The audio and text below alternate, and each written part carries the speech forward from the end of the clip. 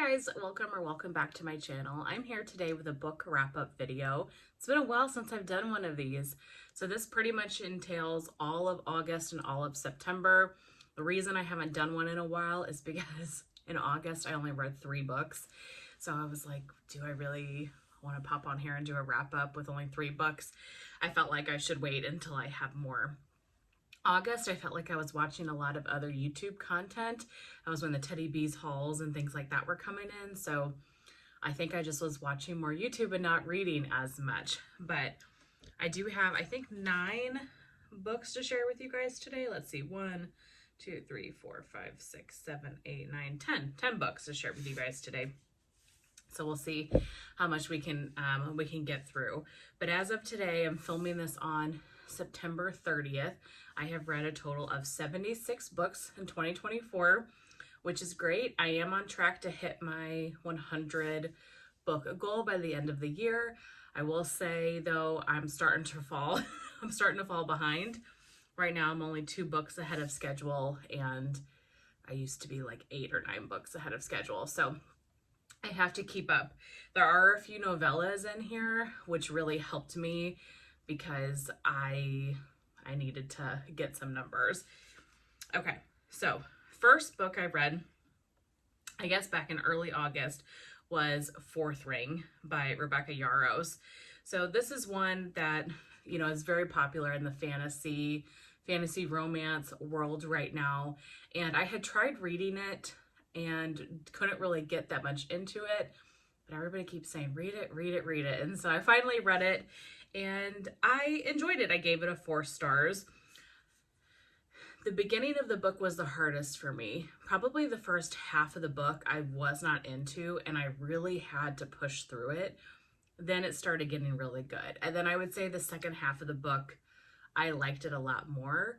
I did have trouble understanding parts of what was going on, so I had to do a lot of like Google searching in between to kind of place the events that were happening.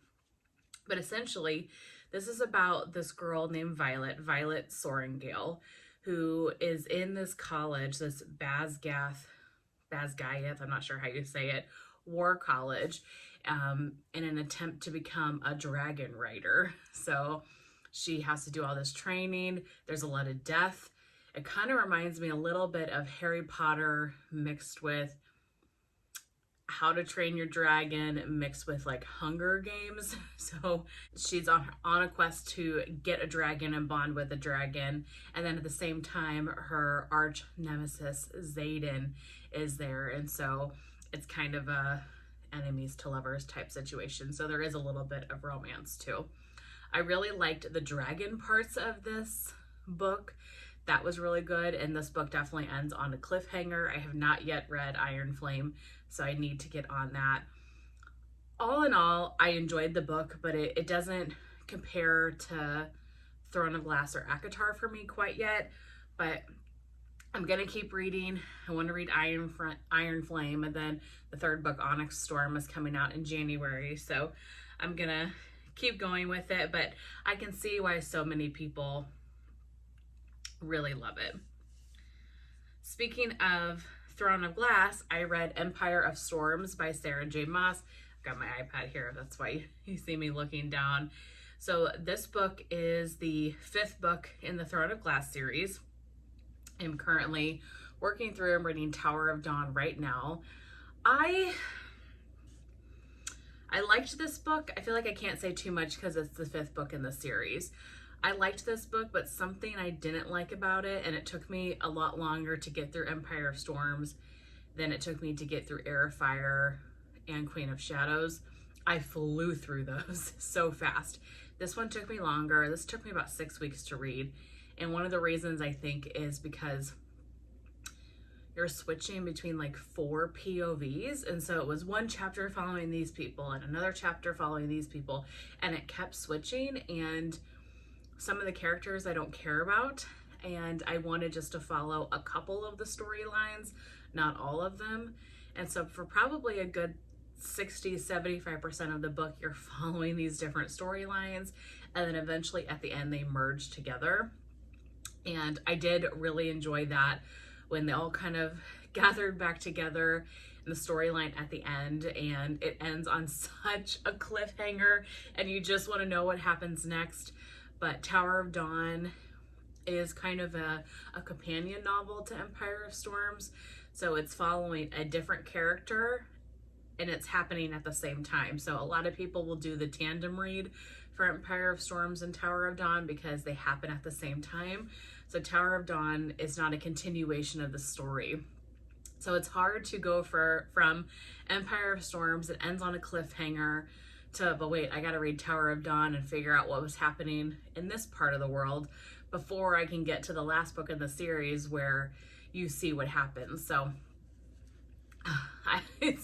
that's hard. So I'm kind of struggling through Tower of Dawn right now because I want to know what happens in Kingdom of Ash. But all in all, it's a good book and I liked it. It just wasn't my favorite of the Throne of Glass so far. I think all the rest of these are horror or mystery thriller.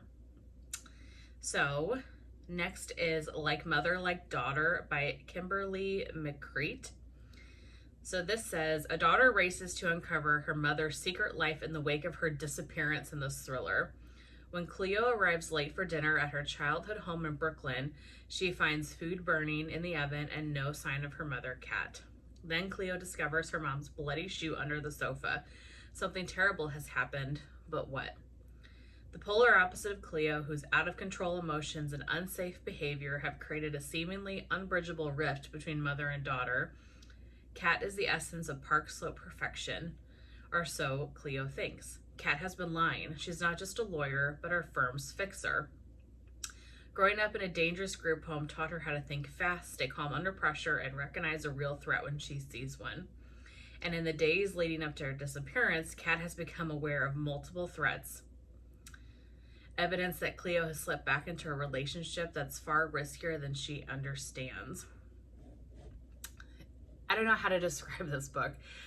I did not really care for it. I gave it a 2 stars. There was just so much going on. So like it says, it's about Cleo going home one day for dinner. Her mom and her have a strained relationship. And when she gets in the house, you can tell something's wrong. There's the bloody shoe, the food that's burning. Cleo was involved in this drug dealer boyfriend that her parents didn't want her to see. But the mom kind of has a little bit of an interesting job in her law firm and is involved in some kind of nefarious things. And then her mom also grew up in this like group foster home, which brings a lot to her, like from her past. So there's just many facets to this book that kind of are a little bit far-fetched, and they're all coming together in a story. I liked the ending of it. I liked how the book was wrapped up, but all in all, it wasn't my favorite mystery thriller I've ever read. What is it rated? It's rated 3.71 stars on Goodreads, but yeah, I gave it a 2 star. It was not my favorite. Okay, I've got a couple of Stephen King. First up being You Like It Darker by Stephen King. So this is a collection of 12 short stories. I love when he does novels like this because I love little snippets of Stephen King.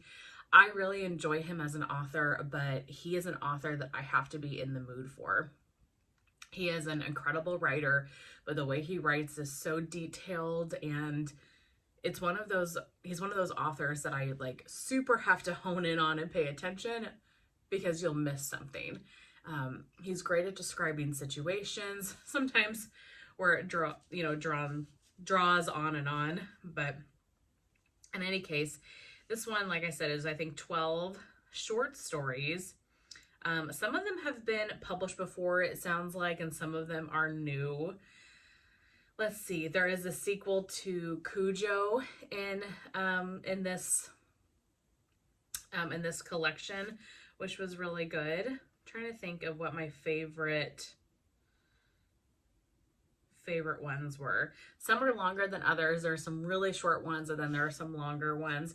The Fifth Step was a great, really short story in there. I liked that one a lot.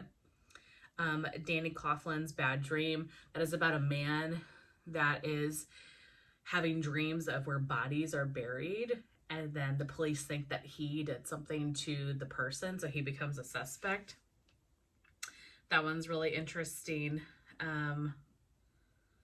What else?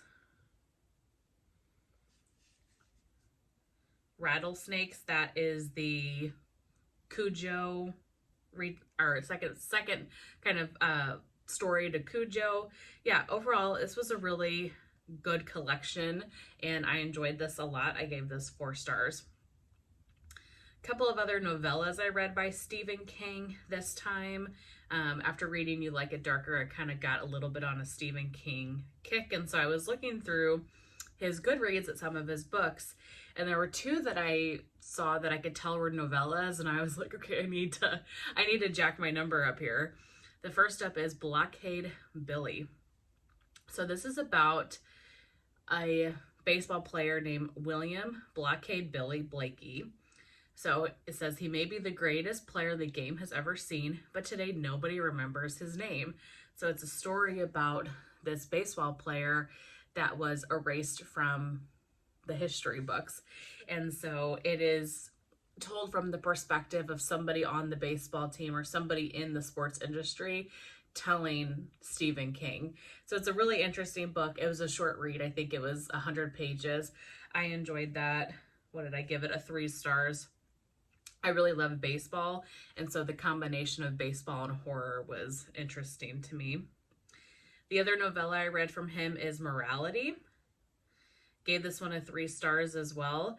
This is about a man who comes home from work one day and his wife is home, and his wife's home early from work, and they are struggling with money. They're struggling to get by, and his wife had gotten a proposition. She's a nurse, I think, and she had gotten a proposition from somebody that she was taking care of to essentially do something bad for a lot of money. I think it was like $200,000. So kind of grappling with, it's a lot of money. It could be life-changing. It's bad, but it's not too bad. And so going back and forth between her trying to decide if it was something that they were going to pursue, and what are the consequences of that if she does do this activity. So really interesting, kind of what would you do in the situation type of book. I liked it. I think it was about 100 pages as well. Gave it 3 stars.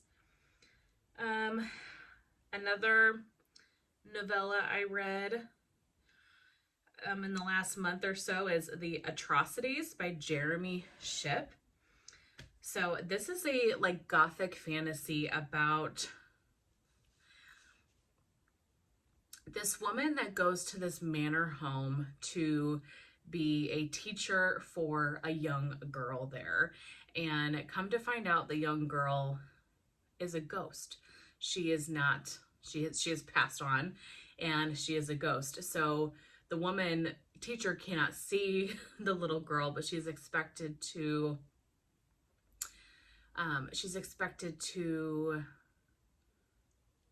educate her. Well, the story unravels from there. The parents have a little bit of some questionable things going on. This was scary. This book was actually scary.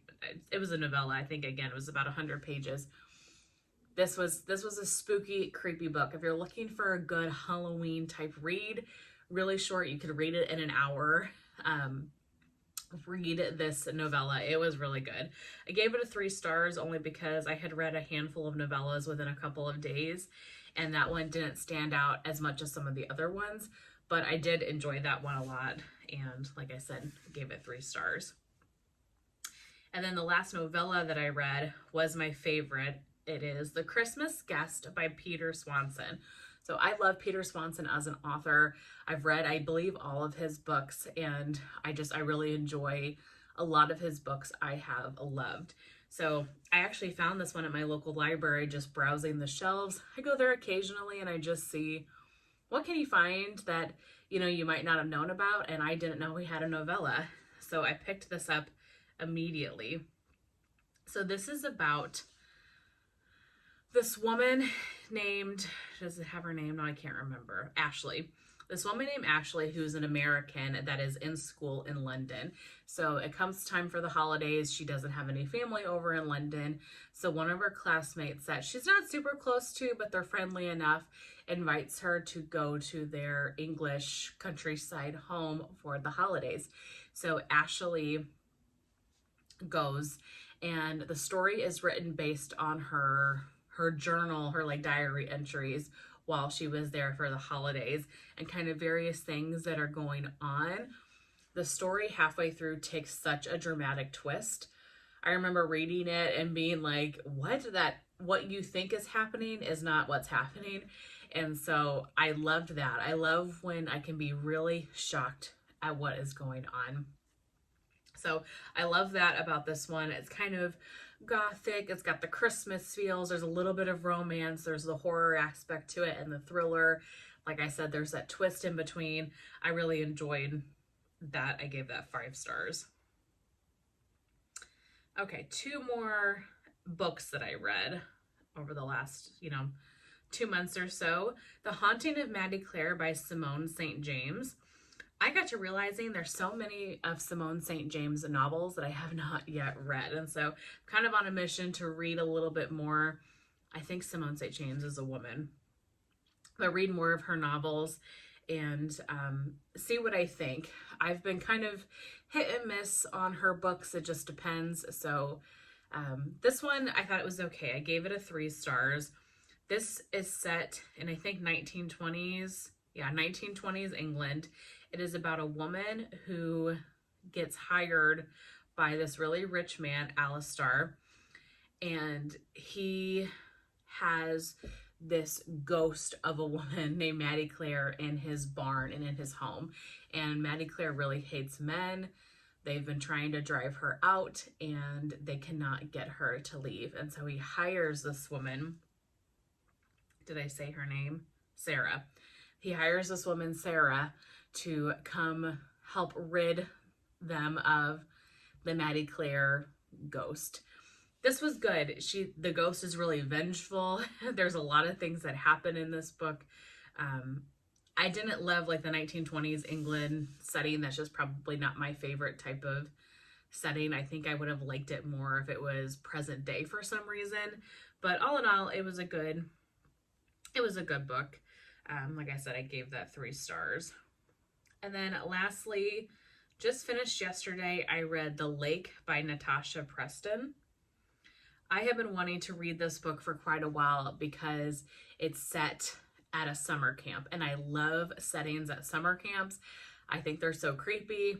I mean, I love like Friday the 13th, horror movies. But I also loved The Last Time I Lied by Riley Sager. That book really got me into wanting to read more books at a camp type setting.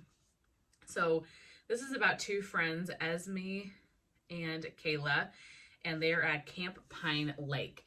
And they went to Camp Pine Lake as kids, and they did something really bad, and they hurt somebody, and they never got caught for what they did. And so they have never told anybody what they did, and they've been traumatized by this event for the rest of their, childhood into, teenage life. So they go back to the summer camp as counselors, and things start happening. Notes start being left, like nefarious things start happening around the camp. And so the 2 girls realize that maybe there is some revenge happening and they are targeting them. So it's just a story about them at this lake and trying to figure out what's going on. I liked some of this book. I didn't like some of it. I don't think this is a very well written novel. It definitely is not one of the best books I've read. I liked the summer camp setting. I think it was a little bit far-fetched, but I did really like the ending, and which is interesting because as I was reading reviews of this, people were saying that they hated the ending. And so I was kind of anticipating not liking the ending when I got there, and I actually liked the ending a lot. So I don't know. It tells you that everything in life is personal preference, right? And everything. I liked the ending of that. Don't know if I will pick up more of her books. It didn't stand out to me, but it was a good kind of end of summer type of read. But those are the books that I have read recently. I'm almost done with another one right now. I'll probably finish it today. It's an audiobook, so I'm almost done with that. But I'm really hopeful that I can hit my 100 books by the end of the year. I didn't tell you. Normally I tell you my favorite book of the grouping is, what is it? I'm going to say The Christmas Guest by Peter Swanson. I think that was the only one I rated 5 stars. And so I know it was a novella, so it's probably cheating a little bit, but I just thought that was a really fun read. And it would be good if you like mystery, thriller, horror, and you want to read something like that at Christmas time. That one would be perfect. But that's everything I have to share with you guys today. I really hope that you enjoyed hearing about the books that I've read over the last few months. And I will see you very soon in my next one. Bye.